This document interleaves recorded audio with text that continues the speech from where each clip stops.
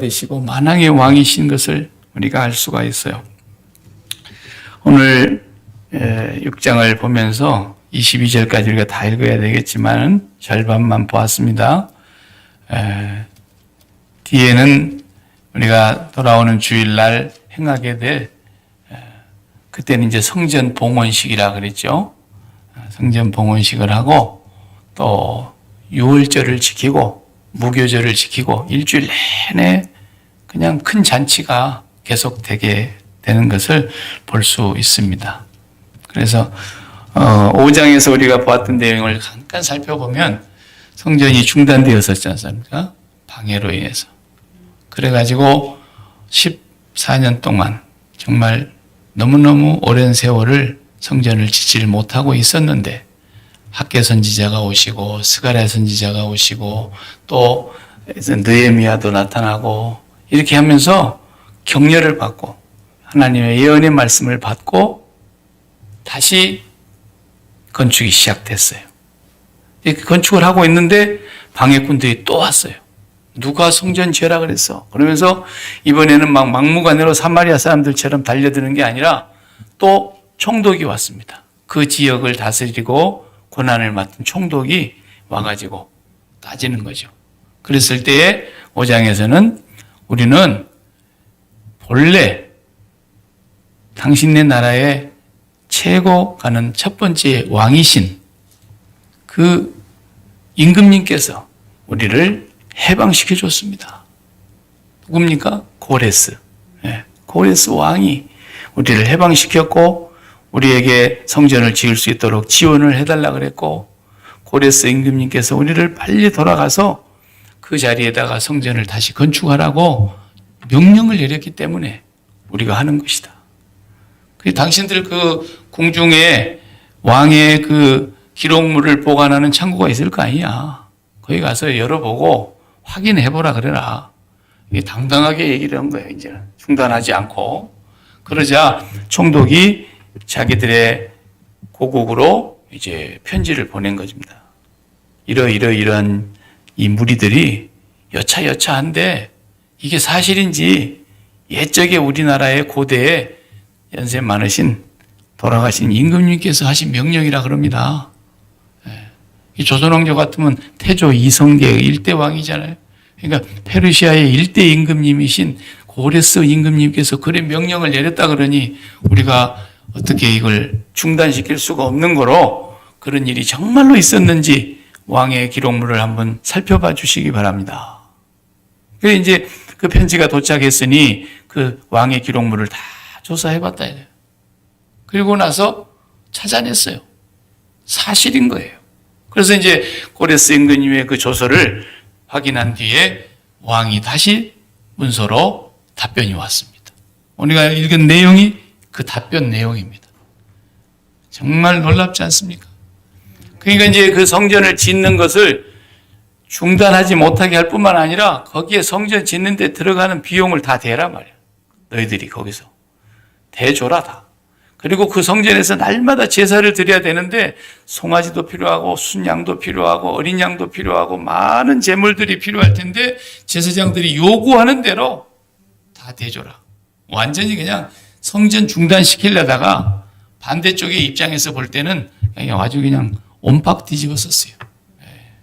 그래가지고 만약에 이 왕의 명령을 거스리거나 내가 보낸 이 그 문서를 변조하거나 또 그 성전을 짓는데 누가 해방을 놓는다거나 그런 자가 있으면 반드시 그 성전에 거하시는 이름 하나님께서 그들에게 천벌을 내리기를 바라고 나도 그 사람을 가만 놔두지 않을 거다.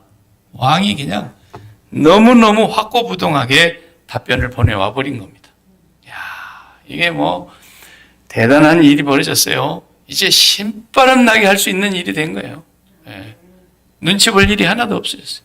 그래 이제 성전이 재건이 됐습니다. 4년 만에 완공이 되고 완공된 이후의 내용이 13절부터서 이제 22절까지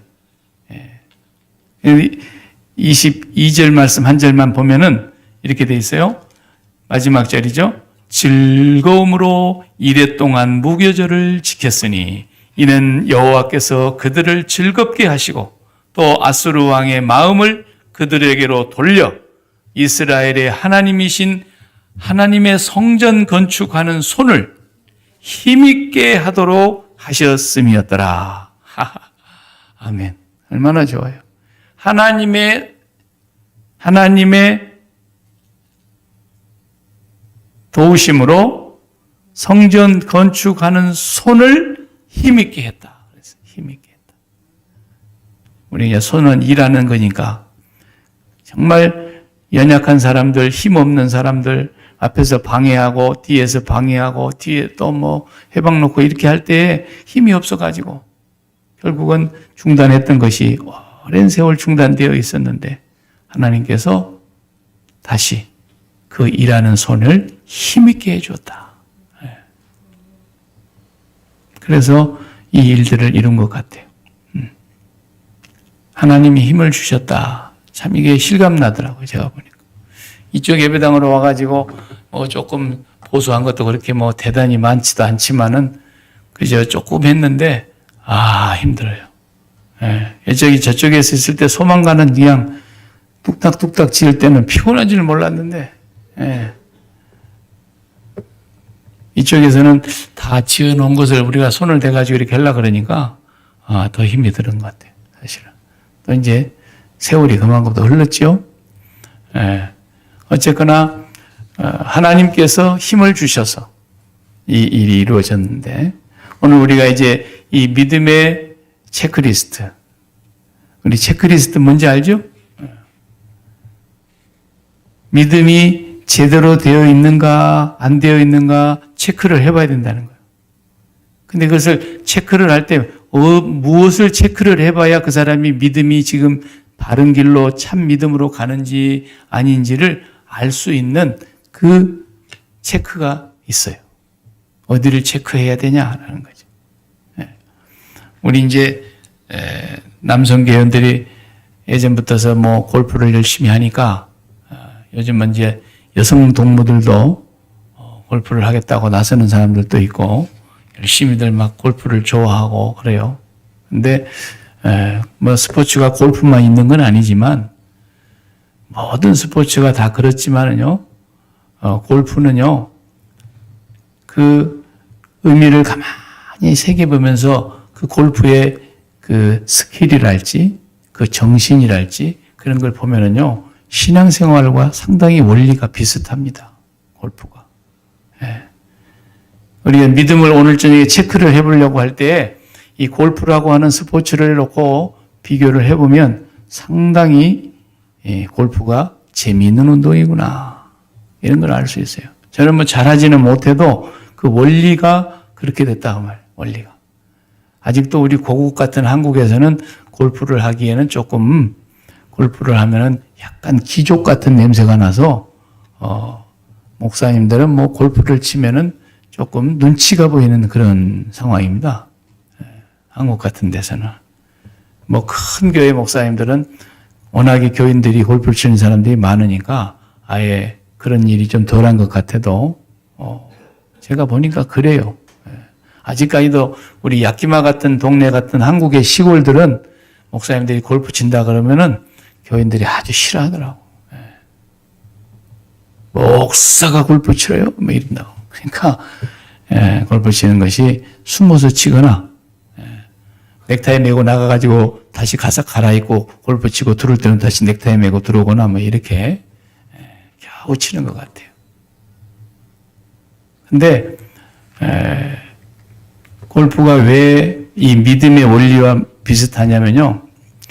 골프에는 여러 가지 용어가 있잖아요. 스포츠 용어가. 골프 안에 쓰는 용어가 뭐 파했다, 또 보기했다, 뭐 더블 보기했다, 트리플 보기했다 이런 얘기하고 나는 뭐 언더파를 쳤다, 나는 오늘 2분을 쳤다, 뭐 싱글을 쳤다 이렇게 하고 뭐 여러 가지 뭐 또 버디했다, 나는 또 이글 했다, 뭐 알바트로스 했다, 홀인원 했다.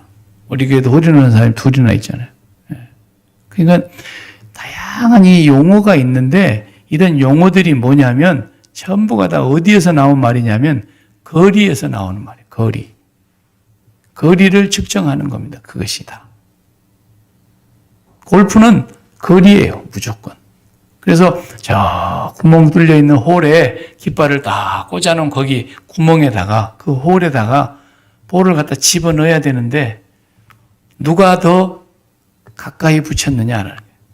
누가 더 이 거리감에 아주 센시티브 해가지고 그 홀 구멍 가까이 넣어버리면 좋지만은 단번에 못 넣으니까 이것을 3번 만에 넣을 것이냐, 4번 만에 넣을 것이냐, 5번에 넣을 것이냐, 2번에 넣을 것이냐 이런 거리를 측정하는 것이 골프예요. 그러니까 자기가 몇 번을 치고 쾅 공을 때려가지고 그 깃발이 있는 곳까지 볼을 가까이 보내서 여러 번 안 하고 3번 할 거 2번에 넣어버리고 4번 할 거 3번에 넣어버리고 굉장히 잘한 거죠. 이 골프의 묘미는 거리 감각이 뛰어나야 된다. 그래서 다른 말로 하면 목표가 있는데 목표는 그 구멍에 볼을 갖다 집어넣는 건데 목표가 있는 거리 측정, 목표 지향적인 그런 운동이다 이거예요. 이게 골프의 핵심이거든요. 이제 잘 치냐 못 치냐는 이제 그 사람의 실력이고 그 원리가 그렇다 이 말이에요. 그러면 믿음도 똑같아요.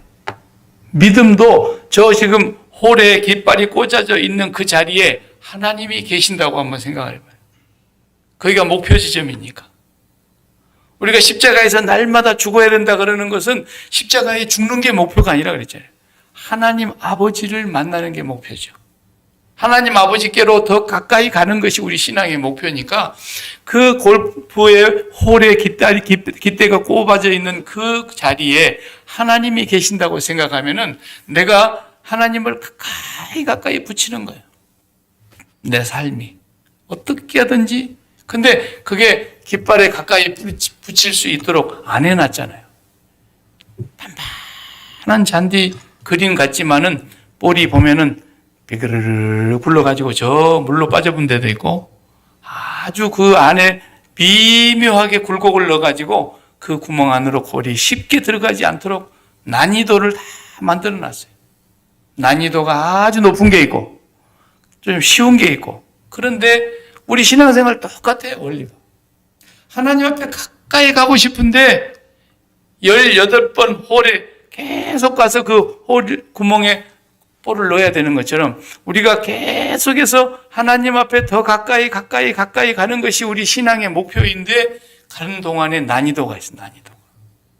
방해가 있고 힘든 코스가 있고 하나님 앞에 가까이 가지 못하게 만드는 해방하는 것들이 얼마나 많습니까? 사단이 그렇게 해방하지요. 그 다음에 또 우리의 육신이 연약하여서 죄성에 이끌려가지고 유혹을 받기 때문에 또 그러지요.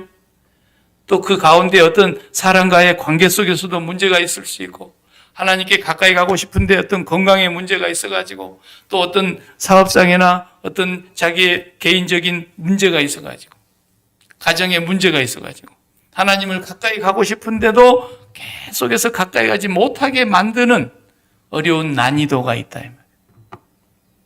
우리 신앙생활이 결국은 하나님하고 날마다 거리가 가까워야 되는 거죠. 거리가. 그게 신앙생활의 제일 중요한 부분이에요. 그게 예언자들이 예언을 한다는 건 뭐냐면 예언의 은사가 뭐냐. 그냥 예언이라 그러면 우리는 그냥 한 가지밖에 몰라. 뭐 미래를 점치듯이 그냥 알아맞추고 그런 것이 예언이 아니고 예언이라고 하는 것은 본래 하나님과 그 선민들, 백성들 사이의 거리를 측정하는 게 예언이에요. 예언자가 하는 일이. 가만히 선민들을 보니까 이 백성들이 하나님하고 점점 멀어져 가는 거야. 멀어져 가니까 하나님께서 예언자를 보내가지고 돌이켜라. 하나님을 가까이 해라. 그러면 하나님이 너희들을 가까이 해 주실 거다. 너희가 지금 하나님하고 너무 많이 멀어졌다. 하나님을 등졌다. 그러면서 거리를 측정하는 사람들이 예언자거든요. 하나님과 가까이 있는데 뭐 특별히 그렇게 회개를 외칠 게 뭐가 있겠어요? 그러니까 신앙생활은 우리의 삶이 오늘 또 내가 하나님과 얼마나 가까운가. 영적인 거리감에 대하여 예민해야 된다 이 말이에요. 골프에서 성공하는 사람들이 다 그 거리 감각에 너무 예민해가지고 아주 정확하게 깃대 가까이 그냥 딱 갖다 볼을 붙여버리잖아요. 그 거리 감각이 중요한 거야. 우리도 마찬가지로 하나님과의 관계 속에서 하나님과 거리가 멀어지지 않도록 잘 관리해야 된다.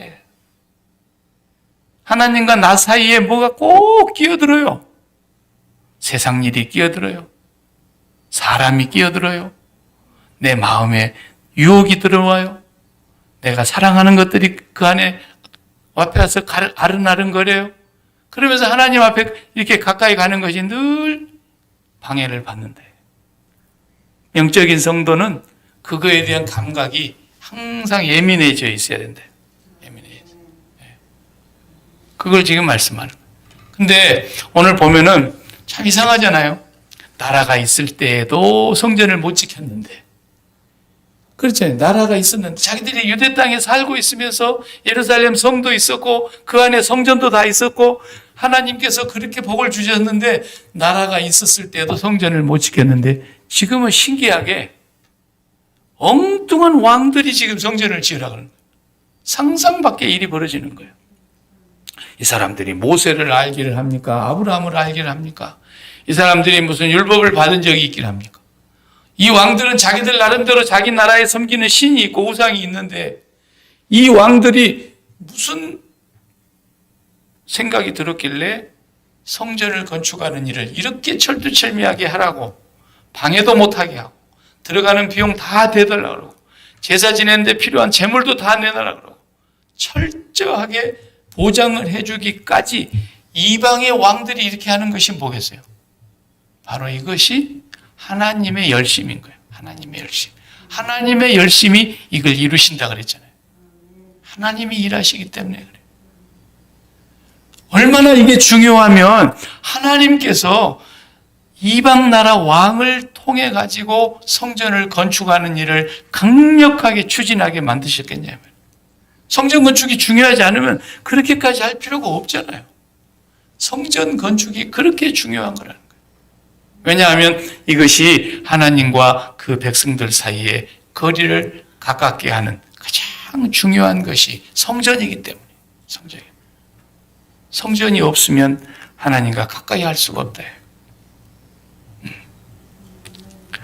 그래서 우리가 이제 예배당을 우리가 지금은 가지고 있지만 이 예배당이 없어도 하나님을 가까이 하는 데는 문제가 없어요. 예배당이 없어도. 예배당을 그냥 가정에서 모이더라도 없는 사람은 가정에서도 모이잖아요.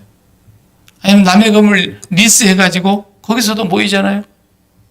그런데 그것이 하나님을 섬기고 하나님을 가까이 하는데 방해가 되는 게 아니에요. 정말로 우리는 이제 심령의 성전을 하나님이 주셨기 때문에 마음의 성전을 주셨기 때문에 우리 몸이라는 성전을 주셨기 때문에 우리가 이제 걸어다니는 포터블 성전이라니까. 옛날에는 딱 한 곳에 박아놓은 그냥 붙박이장처럼 움직이지 못하는 그런 성전이었다고 한다면 지금 우리가 걸어다니는 성전이에요. 걸어다니는 성전. 포터블. 그래서 우리는 어디에 가서나 무엇을 하든지 어떤 형편에 있든지 무슨 상황을 만나든지 항상 하나님과 거리 측정을 하는 그런 성전으로 우리가 살아야 된다. 그렇게 중요하기 때문에 이방 나라 왕을 동원해서까지 하나님이 그렇게 하시고야 말았어요. 근데 여기 재미나는 것은 마지막 절에 갑자기 아수르 얘기가 나와요. 아수르가 망한 지가 언젠데 아수르라는 나라는 이 당시에 없는 나라예요. 없는 나라. 벌써 망해버린 나라예요. 누구한테 망해버렸냐면 바벨론에게 망해버렸어요. 바벨론에게 망해버린 지가 얼마나 오래됐는데 여기 오늘 지금 22절의 마지막에 우리가 중간만큼 보면은 또 아수르 왕의 마음을 그들에게로 돌려. 아수르 왕이 아니죠. 지금 페르시아 왕 아닙니까? 고레스 왕도 있고 아닥사스다 왕도 있고 지금 4대째 임금인 다리오 왕이란 말이에요. 다 다리오가 공포하노라. 그래서 편지로 답변이 왔지 않습니까? 다리오 왕, 페르시아 왕인데 갑자기 여기에서 아수르 왕의 마음을 그들에게로 돌려 이스라엘의 하나님이신 하나님의 성전 건축하는 손을 힘있게 하도록 하셨습니다. 갑자기 아수르 왕이라 그러는데 왜 성경이 틀렸나? 페르시아 왕이라 그래야지. 고레스니까. 그리고 다리오 왕이니까. 그런데 아수르 왕의 마음을 돌이켰다. 이렇게 돼 있어요. 그 아수르 왕은 그 당시에 이스라엘을 멸망시킨 왕이지 않습니까? 722년에 이스라엘을 완전히 정복해가지고 얼마나 잔인하게 이스라엘을 죽였냐면요. 아이를 가진 여인들의 배를 갈라버렸다 했어요. 그렇게 잔인하고 무도했어요. 그리고 그 사람들을 그 나라에서 살면 안 되니까 전부 강제로 굴비 엮듯이 엮어서 아주 멀리 자기 나라로 끌고 가고 자기 나라 아닌 또 다른 자기들이 정복해놓은 나라 그런 데 갔다가 그냥 씨 뿌리듯이 막 뿌려가지고 자기 고국으로 돌아오지 못하게 완전히 빼돌렸어요. 그리고 일부 남아있는 사람들은 뭐 힘마리도 없고 그 사람들은 이제 뭐 반란을 일으킬 능력도 없고 나라를 다시 되찾을 수 있는 기력도 없고 그저 가만 놔둬도 죽을 사람들만 거기 놔두고 그 다음에 또 다른 먼 데 있는 자기들이 정복한 나라 사람들을 그 예루살렘 저 북쪽 이스라엘 땅으로 끌어다가 완전히 이민을 맞바꿔 버린 거예요.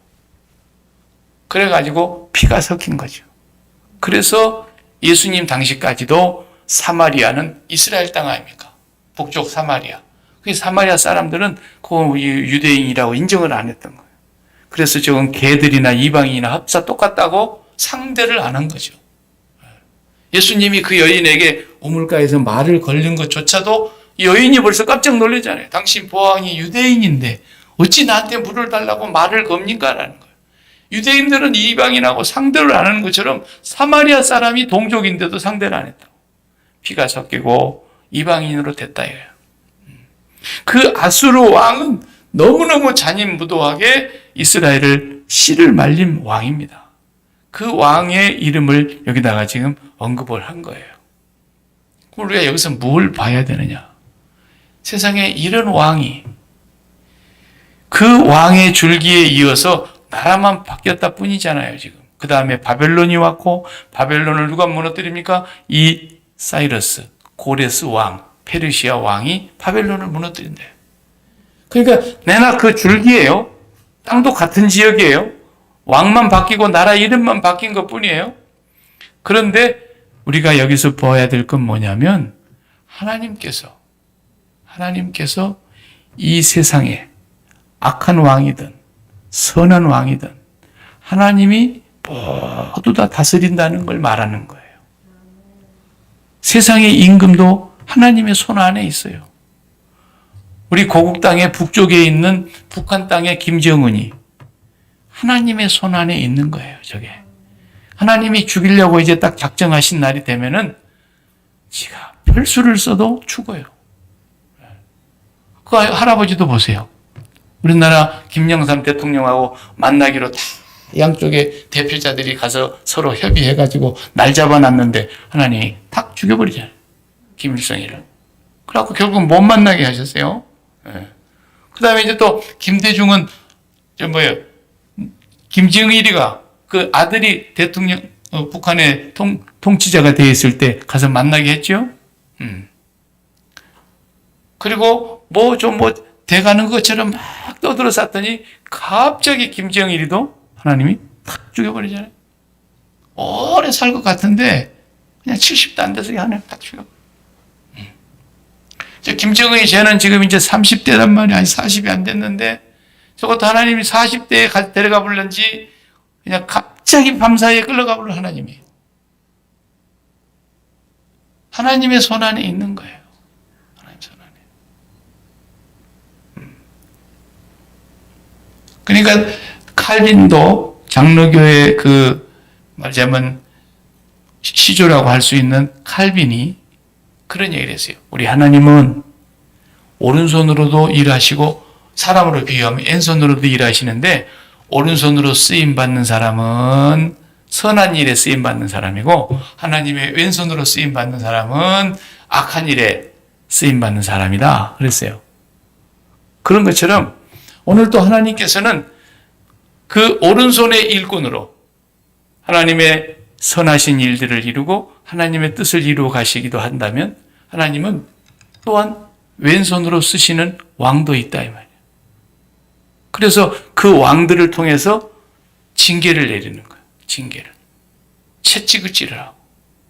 그러니까 이스라엘 백성들이 잘못할 때는 하나님이 이사야를 읽어보면은 아수르 왕을 뭐라고 썼다 그랬어요? 왼손으로 진노의 막대기, 회초리로 썼다 그랬잖아요. 하나님이. 회초리로. 네. 그러니까 하나님은 악한 사람도 악한 때로 악할 때를 대비해서 쓰시려고 준비를 해놓으시고 선한 사람은 선한 대로 하나님의 뜻에 또 오른손으로 쓰시기 위해서 하나님 준비하시고 그러신 분이라는 거예요. 하나님은 성공도 하게 하시지만 실패도 하게 하시는 분이에요. 하나님은 건강하게도 하시고 또 병들게도 하시고 하나님은 그 사람이 형통하게도 하시고 불통하게도 하시고 하나님 그 사람이 굉장히 기쁨과 즐거움으로 넘치게 하시다가 곤란과 환난 속으로도 넣으시기도 하고 하나님은 모든 걸 다 하세요. 똑같아요. 햇볕도 하나님이 주시고 비바람 폭풍우도 하나님이 주시는 거예요.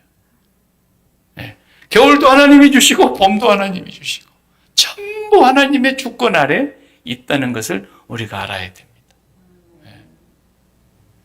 그런데 어떤 경우는 한 사람이 동일한 사람인데 오른손으로 쓰임받아 왼손으로 쓰임받아 오른손으로 쓰임 이런 사람도 있어요.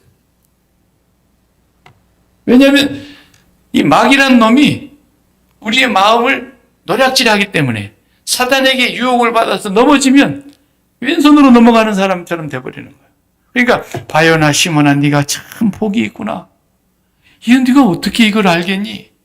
이걸 알게 한 것은 네 혈육이 아니라 하늘에 계신 아버지가 이 놀라운 신앙 고백을 하게 한 거야. 막 베드로를 칭찬했는데 조금 지나서 5분도 안 돼서 사탄아 물러가라. 하나님께서 베드로를 주님이 책망하시는 거 보세요. 마귀가 역사하면은 사람이 그렇게 되는 거예요. 어떤 사람 아예 처음부터 가룟 유다 같은 인간은 처음부터 그것은 마귀의 도구로 준비된 사람이에요. 마귀의 도구. 그러나 하나님께서는 그것 또한 허락을 하신 거죠. 허용하셨기 때문에 그게 이루어진 거지. 우선은 그렇게 이루어질 수가 없죠. 또 욥기를 보세요. 하나님 앞에 마귀가 가가지고 막 하나님하고 내기를 하듯이 아니 뭐 욥을 그렇게 복을 줬다면서요. 그렇게 복을 주었는데 하나님 안 믿는 사람이 누가 있겠습니까?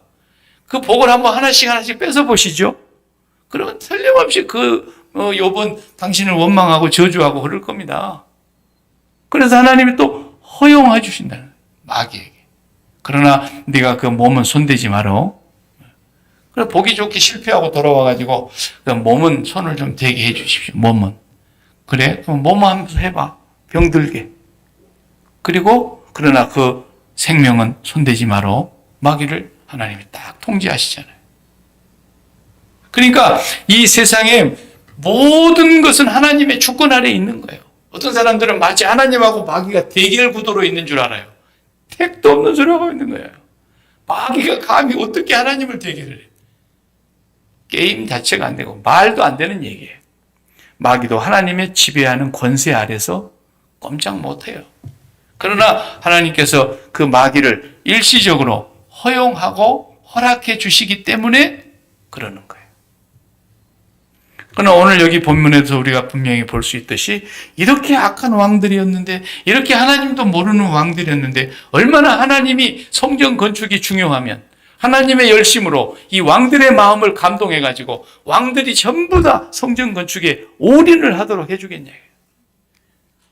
그만큼 성전 건축은 중요한 일이기 때문에 그렇대요. 오늘도 저와 여러분이 성전 관리를 잘해야 돼요. 성전 관리. 이 건물을 관리를 잘 하면서 이 눈에 보이는 예배당을 성전으로 여기고 성전을 관리를 열심히 잘하면서 우리의 심령의 성전을 관리를 잘 못하게 된다면 이건 완전히 거꾸로 가는 거죠. 거꾸로 가는 거예요.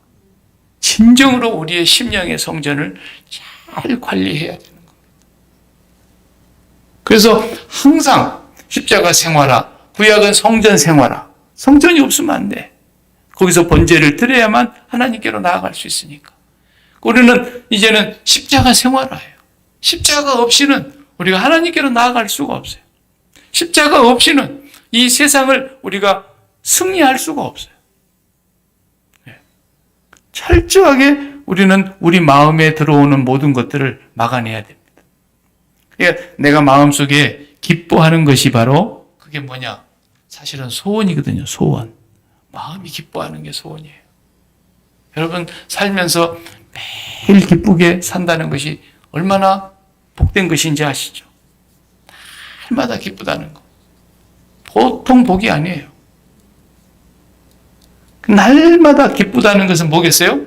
소원이 이루어졌기 때문에 기쁜 거예요. 그것이 이루어지면 좋겠다. 그런데 이루어졌고도 그게 막 좋은 거예요.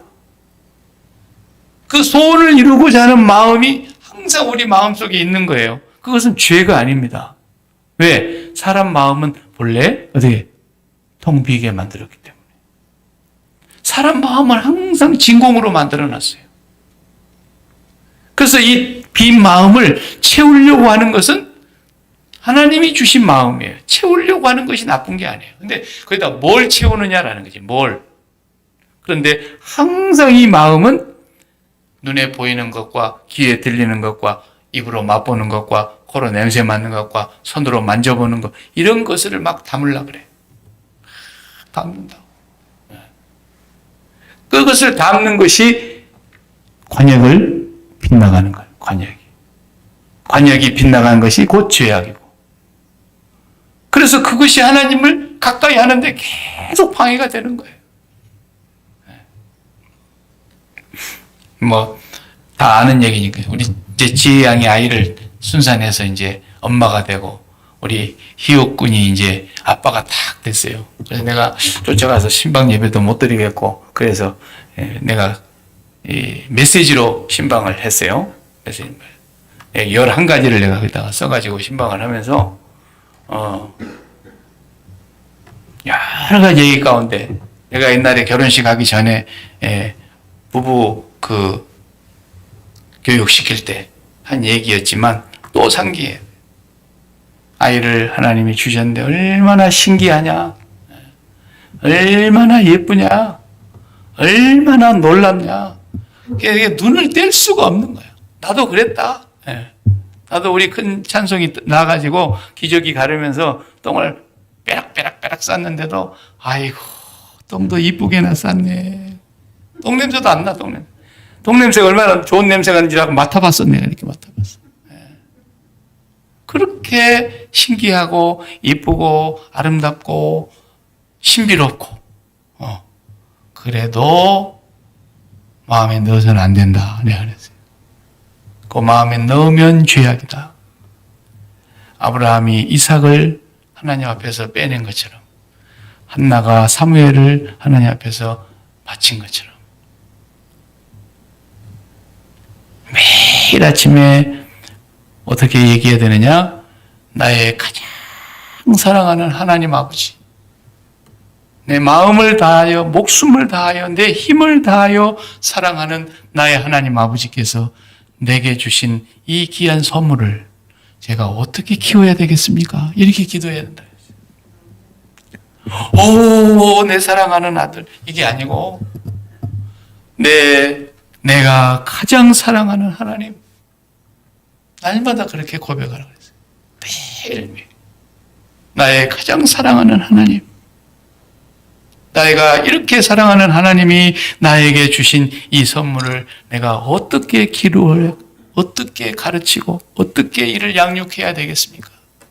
그렇게 해야 하나님이 좋아하시는 거예요. 그러면은 내 마음속에 날마다 하나님만 존재감이 커지게 하면 되는 거예요. 하나님으로 충만해지고 나면은 그 뒤로는 하나님이 내 안에서 소원을 두고 행하신다 그랬잖아요. 빌립보서에. 너희 가운데 행하시는 이는 하나님이시니 너희로 소원을 두고 행하게 하신다. 우리에게 소원을 주시는 거예요, 하나님. 하나님의 존재감만 내 안에 충만해지면 다 되는 거예요. 그래서 우리가 성전을 관리할 때 하나님이 계시고 내가 있고 자식이 있는데 내가 하나님으로 기쁨으로 충만해져서 내가 하나님으로 만족해져서 하나님으로 즐거워져서 하나님으로 기뻐져서 그 기쁨을 가지고 자녀를 대한다는 거죠.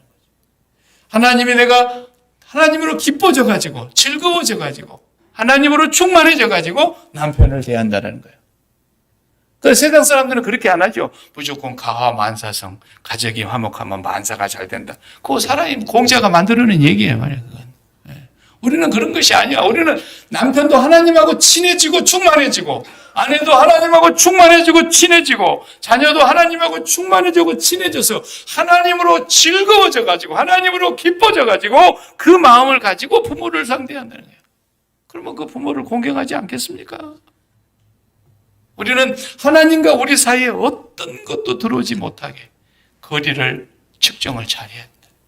나는 오늘 또 18홀을 돌면서 저 깃발이 있는 꽂아져 있는 구멍에 내가 퍼팅을 해가지고 볼을 탁 집어넣는데 그런 것처럼 하나님은 그 자리에 항상 서 계시는 거야. 목표점이 하나님이에요.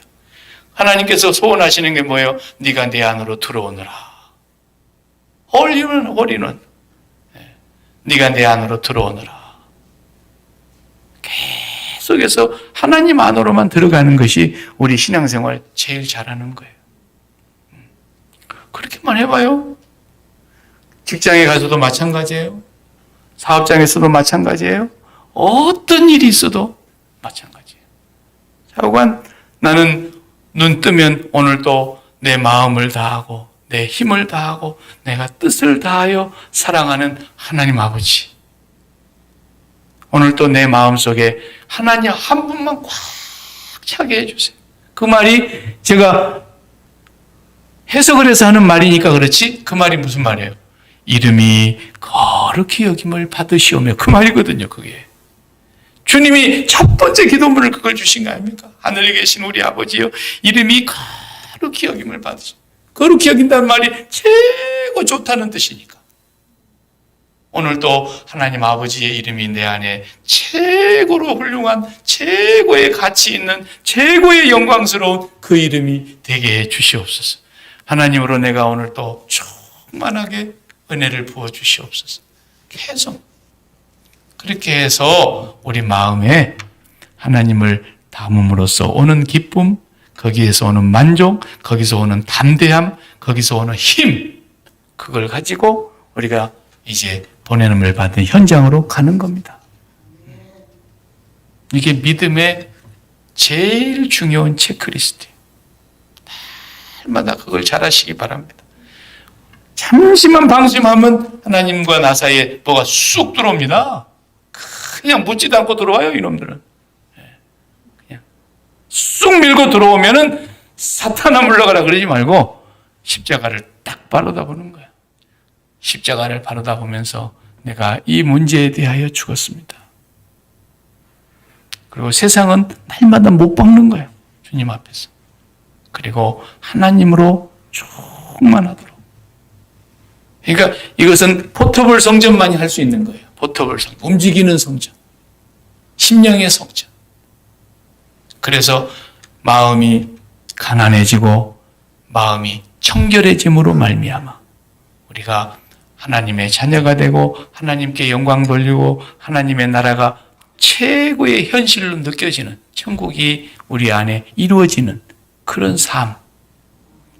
이게 얼마나 중요하면 세상에 자기 나라가 있어도 못 지키던 성전을 하나님이 이방인 왕들, 하나님도 모르는 왕들의 마음을 감동시켜가지고 고레스 임금으로부터 시작해서 다리오 임금까지 완전히 마음을 바꿔서 성전을 완벽하게 지어내도록 꼭 하나님 잘 섬기는 왕 같잖아요. 아니에요. 완전히 우상밖에 모르는 왕인데도 하나님은 그들을 통해서 오늘 또 하나님은 누구를 통해서든지 하나님이 역사하신다는 걸 아셔야 됩니다. 안 좋은 일이 생깁니까? 아니 바람 부는 것도 하나님이 하시는 거예요. 천둥 벼락 치는 것도 하나님이 하시는 거예요.